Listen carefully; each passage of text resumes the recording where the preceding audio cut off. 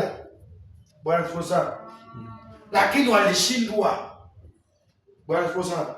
Walifanya nini? Walishindwa kuwaza tu.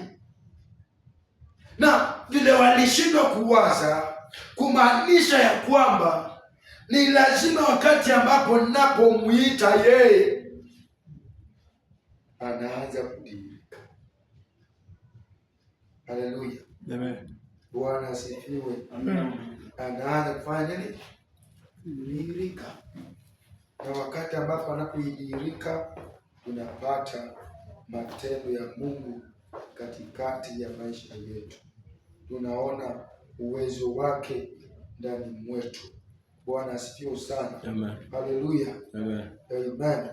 Nataka nipeane tu mfano tu hizi kawaida hizi ambazo sisi wenyewe kwa tulikuwa nazo kitambo kwa tunaona. Bwana asifiwe sana. Amen. For example,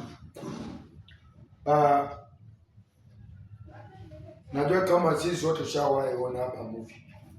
Si ndio? Okay. Ushawahi ona movie? Ni nzuri sana. Hizo movie kwa kuna kuanga na mtu mmoja kwa hiyo movie. Ikiwa action. Bwana asifiwe sana. Kuna kwa na mtu mmoja.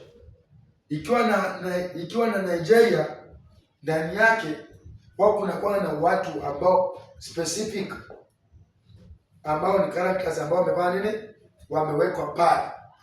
Wametengwa kwamba hawa ndio wataendesha hii kitu. Bwana tuko sawa? Ndio wanajua kila kitu. Now, for example, kama ukiangalia ile nyingine ya Superman. Superman, ndio sisi wote tushawahi kuona Superman. Superman ni yani anapepea kama nini. Bwana sio sawa. Amen. Yani hapa anajishikilia hapo kwa upepo, anaweza kaa kwa nini, anaweza fanya nini. Yani anafanya kitu ambacho mimi na wewe hatuwezi kufanya. Hauwezi kufanya. Watu wengine hawawezi kufanya. Lazima afanye hiyo. Kama Spider-Man.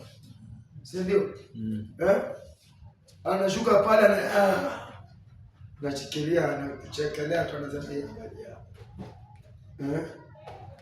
Anashika ghorofa hivi. Mtu mmoja.